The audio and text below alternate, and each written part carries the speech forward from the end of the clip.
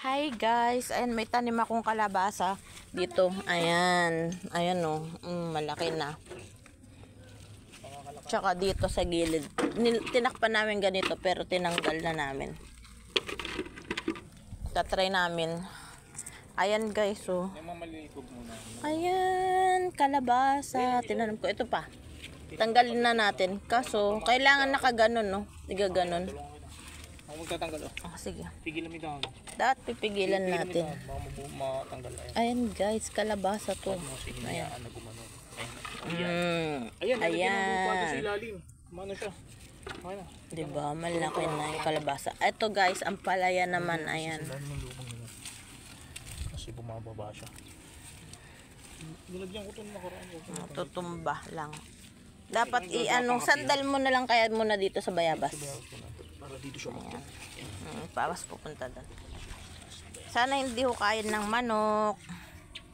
O yun yung mga kalabasa namin. Ito yung mga bayabas ang yabong na. Ito guys yung malit namin papaya. O may bulaklak pera usog. Sana magtuloy. Ayan may na siya. Bulaklak na siya. Tapos ito yung tanim kong ampalaya guys. Oh, ang galing ng tanim kong ampalaya. Ayan, ampalaya din. Ayan oh. Dapat lagyan yatang kahoy ah. Kalat-katan. Diba kahoy. Tapos ito guys oh, kalabasa din. Oh, nakatago sa lata. Gamit na natin ito mga to. Ito, ano din to? Yung Kaya ito masyado malaki. Okay. ampalaya. Langka tayo ito. Langka ito, ayan, langka. Para umangat sila pa. Hindi langka. Langka, ampalaya. Ayan guys, so tignan nyo po yung aming tinanim, pinutulan na sanga ng malunggay. Ang dami na agad sanga. Ayan. Pag puputulin na lang natin ulit yung malaki. Diba nga?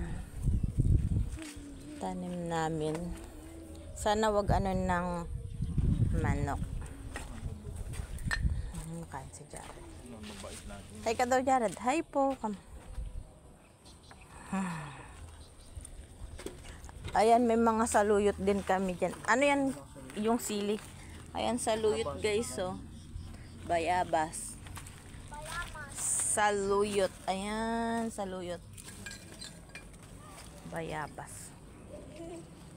Nang guys. Bye-bye. Ayan, may sili ako dito. Oregano. Ayan, oregano. Halo-halo together yung halaman namin.